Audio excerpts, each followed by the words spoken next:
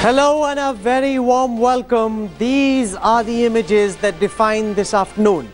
Narendra Modi at Rajghat this morning, paying his homage to the father of the nation, Mahatma Gandhi, and preparations underway for the mother of all swearing-in ceremonies at Rashtrapati Bhavan. Raisina Hill being converted into a high-security zone with more security than ever before. News is flowing in thick and fast. It will be a very significant day when Narendra Modi will be sworn in as India's 15th Prime Minister. Already guests are beginning to arrive at Rashtrapati Bhavan, take their positions. Nobody wants to be late. Everybody wants to have a ringside view to history being made in front of their eyes.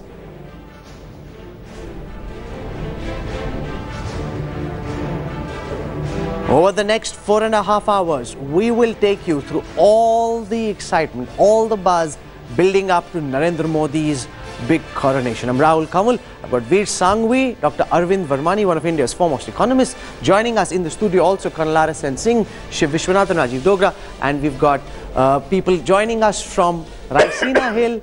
We'll have people from all across the country sharing with us their perspectives on Narendra Modi's big coronation. I want to begin by taking you through what the ministries look like at this time. This is what we know, and remember, we're not engaging in idle speculation. We'll stick to what is known authentically. Beyond that, just kite flying is no good as far as we're concerned. A total of 24 cabinet ministers will be sworn in. Narendra Modi's cabinet will have 45 total ministers. 24 will have the status of full cabinet ministers. 11 of them will be ministers of state with cabinet rank. The others will be ministers of state. And there's a fair sense also of who those people are who will be in Narendra Modi's cabinet. And let me take you through some of the big names. Narendra Modi, there's a high possibility, might retain the defense portfolio. There's also talk that Arun Jaitley might get additional charge of defense, but the buzz on Raisina Hill at this time is that Narendra Modi will keep defense. Sushma Swaraj gets to become the new external affairs minister. Arun Jaitley gets to become finance minister. And you'll have Rajnath Singh as the home minister. That's the buzz in Raisina Hill at this time, and I want to invite opening comments, starting with Veer Sangvi, on what you make of the top three. They're usually a top four. This time, if defense is kept back with Modi, you've got a top three. What do you make of the pecking order of the new Modi? No surprises. I'm intrigued by the defense decision. Surely he could have found a defense minister. It'll only make sense to us if we know what his possible speculation, who he might possibly appoint later, or who the MOSs are. It could well be that he has two very strong MOSs, possibly General V.K. Singh.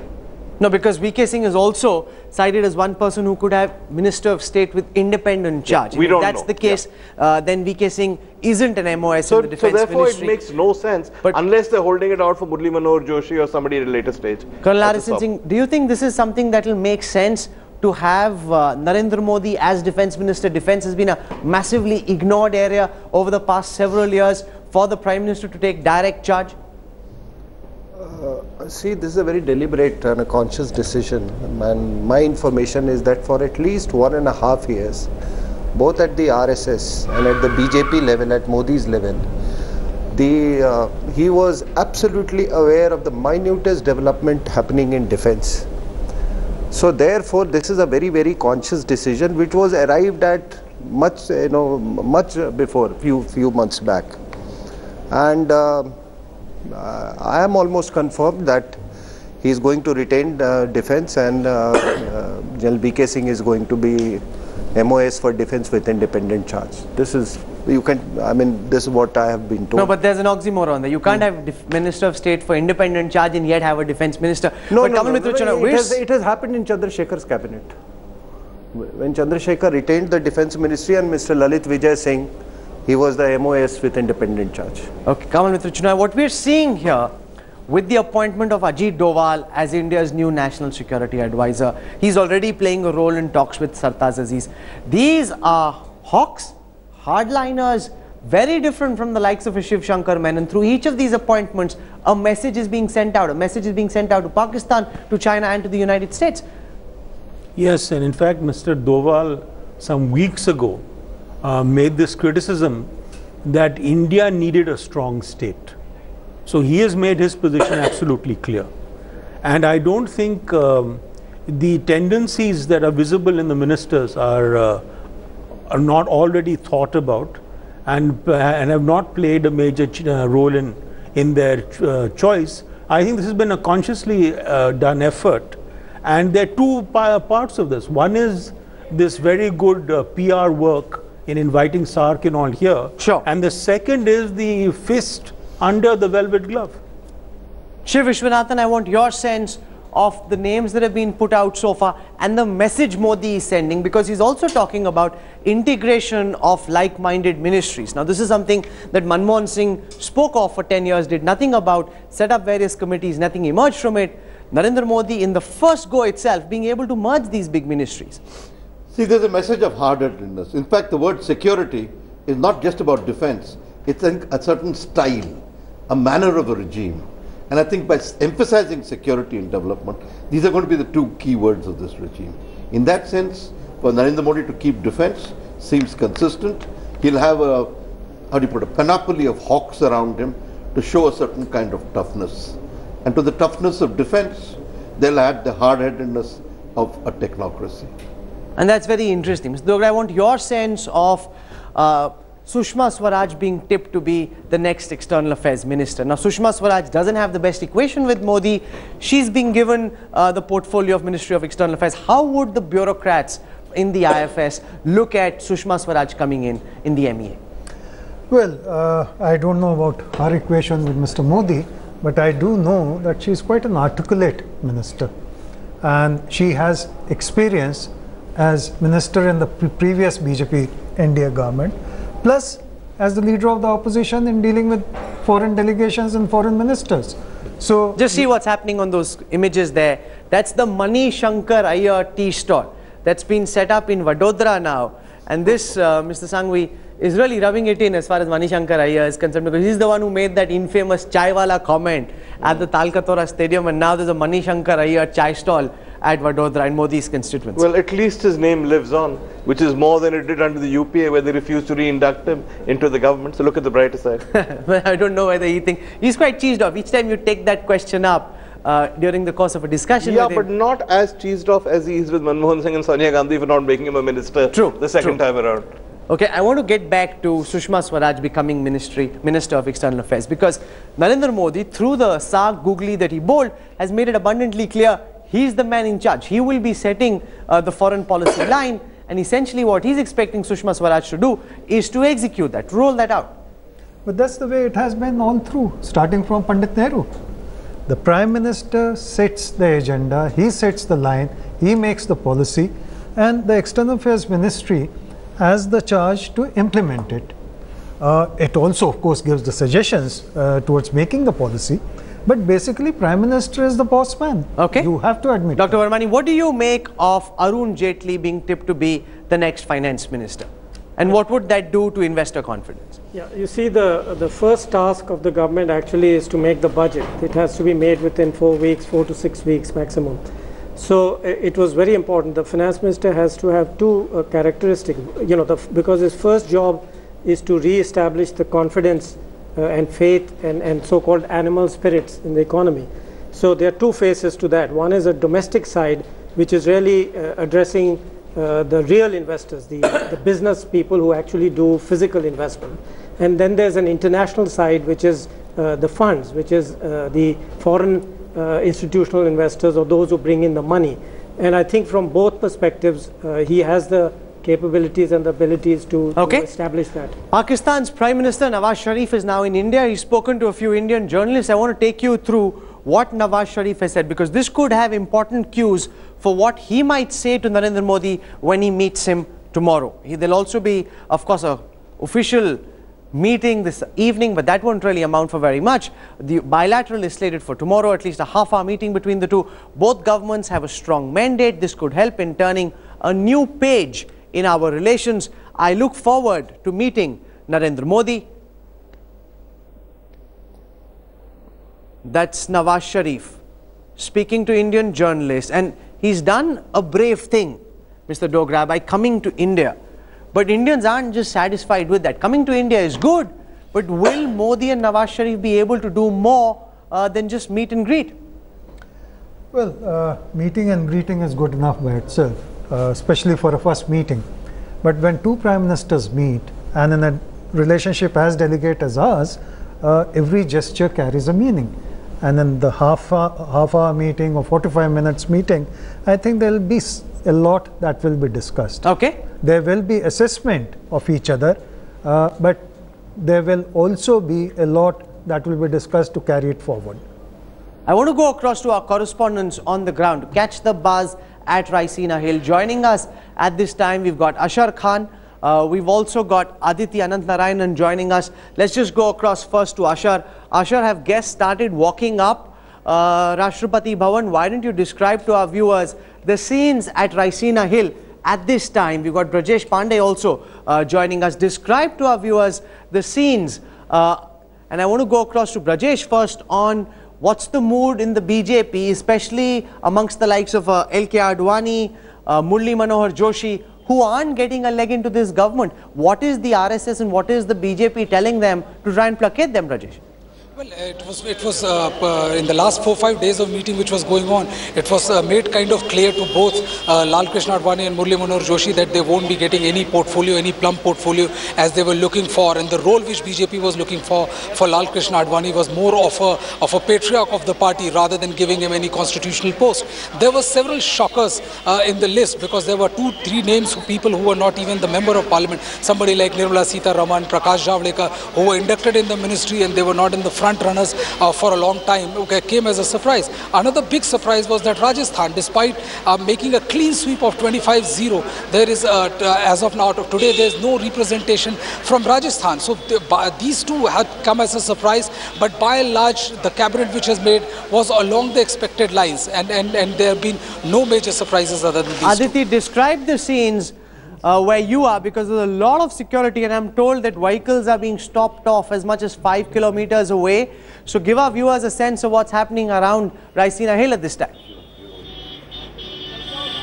Rahul, at this point of time, Narendra Modi is expected to leave from Gujarat Bhavan at around 5:30 p.m. for Rashtrapati Bhavan. His call time at Rashtrapati Bhavan is around 5:50 p.m.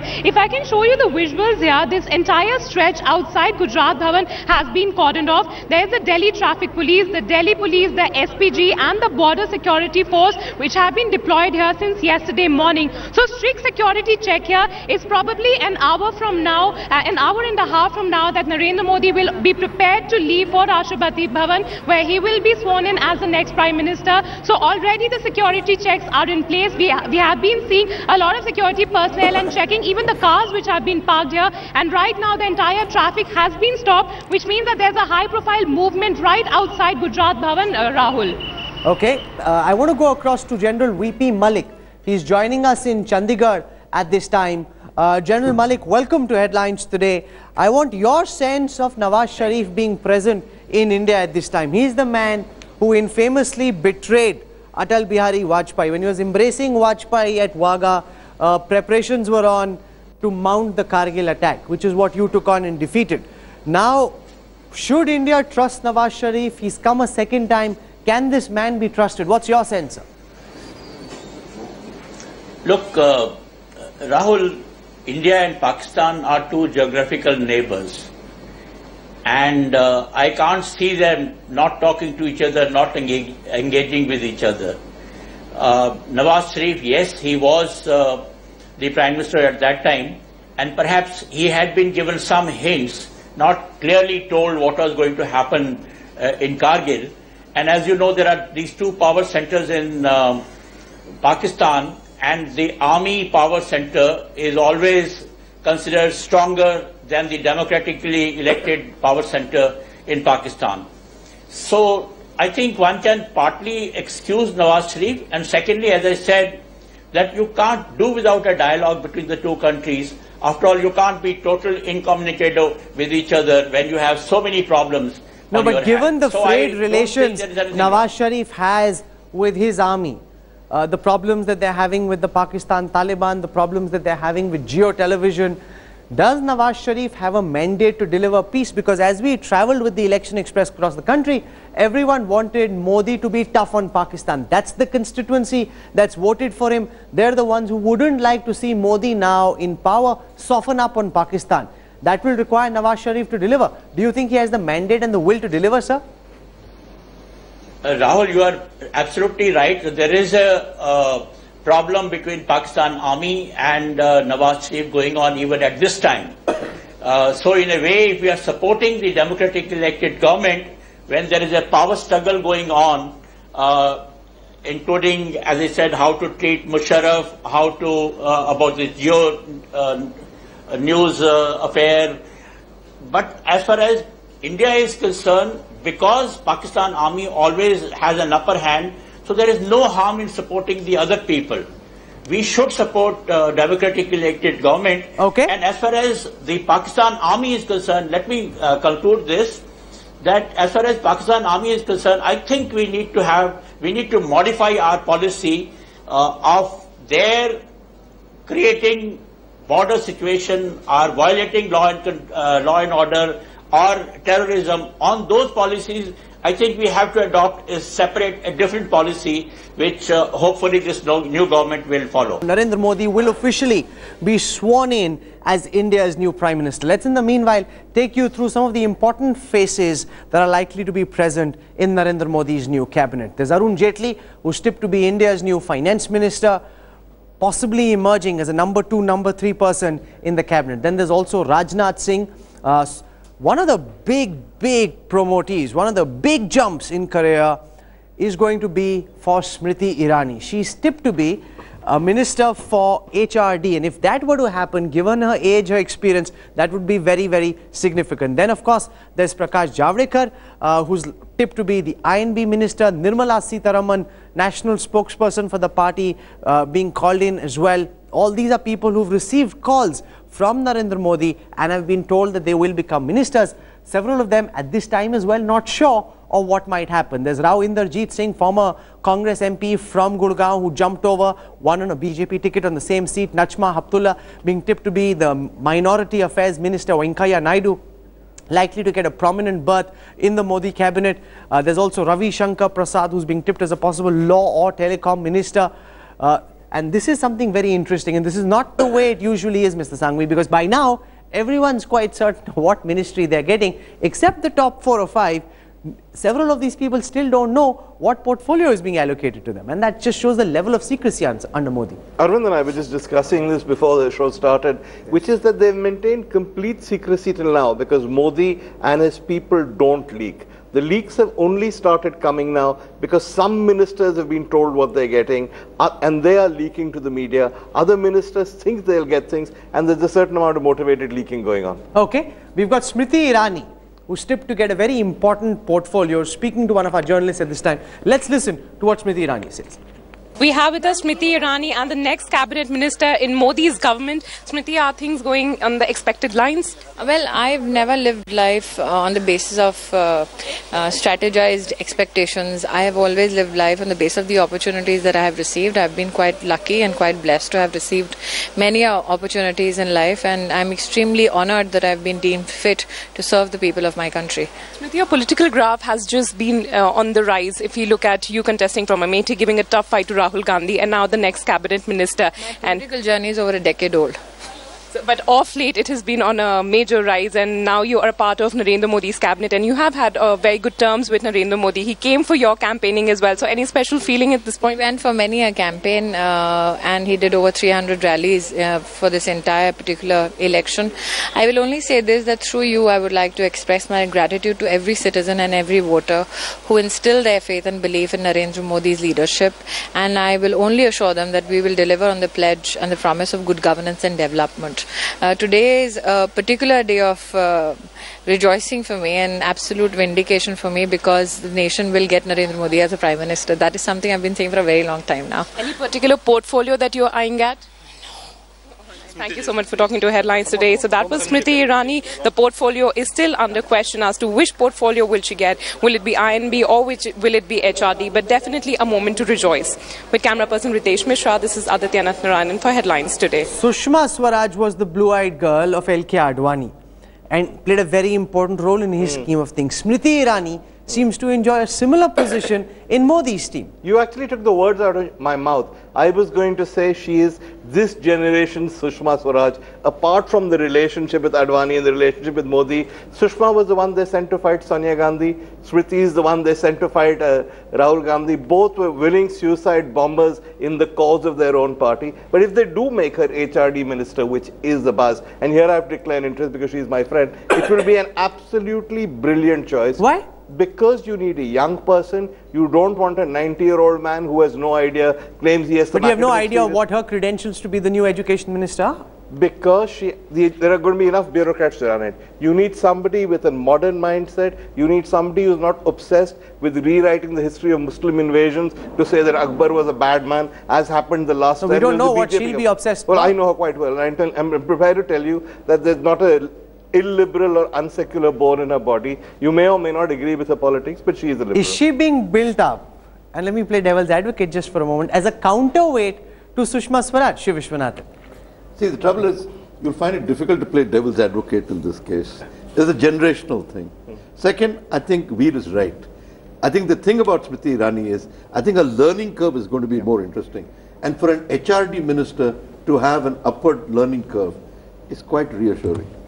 No, the HRD minister will have to have more than just an upward learning curve. Yes, Dr. Verma. There's an emphasis on e-learning, e-education, etc. So after what Veer said, I think that's an interesting choice. No, so he's basically very relieved about the fact that Murli Manohar Joshi or someone like him is not becoming the HRD minister. Just hang on a minute. You're seeing her, she's been in politics for 10 years, as she's pointed out. Why is she seen as this inexperienced ingenue, whereas Pallam Raju, who has roughly the same kind of experience, was regarded as perfectly capable of being HRD minister? What's the difference? Smriti's credentials surely are stronger. No, and she's worked really hard. Yeah. And in that sense, with the national executive that she organized in Goa, where she worked on the organization, because people have this misconception of her being a star, of being the television bahu. She's actually earned the respect of Narendra Modi, of people in the RSS through the work that she's done, and therefore gets the big leg up that she does.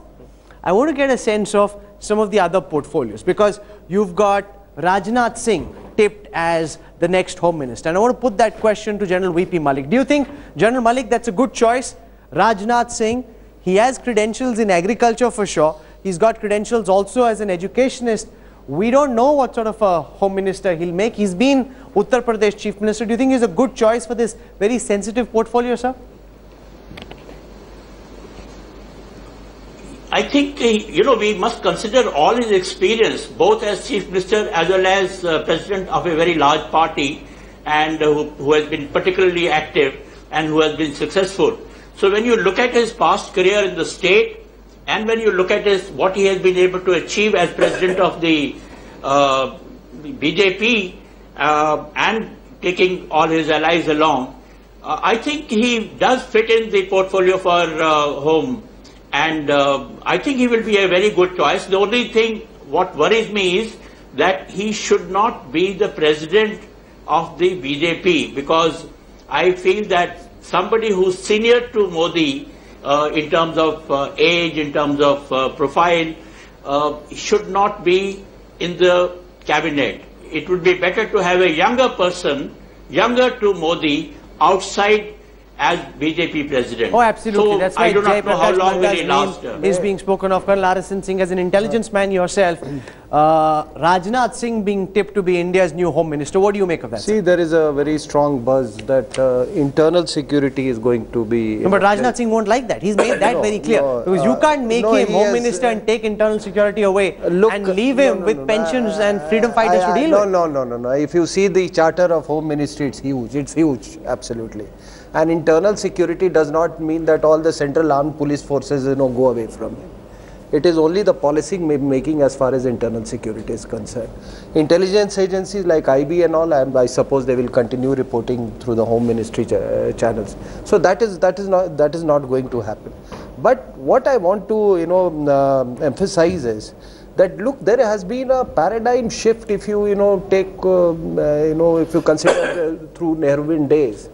What was law and order problem has become an internal security situation, and all this with proxy war, this Maoist problem, internal security, actually that line between the two has completely diffused. So therefore, why did the Americans go in for a homeland security? Despite the fact that they have such benign borders, and today 232 districts, I am told by last count it is 189, consumed by Maoist terror. Then you have this proxy war. So let me tell you that the security of a country is the degree of harmony between internal security and external security. So therefore, I think internal security, maybe if not equal, it needs more emphasis. No, absolutely. But at a time when terror is such a big threat for India, Shiv Vishwanathan, that is the new kind of warfare. Your sense of Rajnath Singh becoming the new Home Minister? See, as a Democrat, I still believe law and order has to transcend internal security. I think a re-emphasis where internal security dominates the idea of law and order in a way affects the rule of law. Because I think we're looking at something bigger. We're looking at a democratic imagination, not just a defense imagination. Okay, we've looked so far at those who are getting a shoe into the new ministry that's being set up by Narendra Modi. But what about those who've been left out, the ones who missed the bus? What happens to them? What will be the equation that Narendra Modi has with the likes of a Murli Manohar Joshi and L.K. Advani? And also, the one appointment that everyone's talking about, he might not be that well known nationally, but Ajit Doval becoming the new National Security Advisor has massive ramifications on India's security outlook.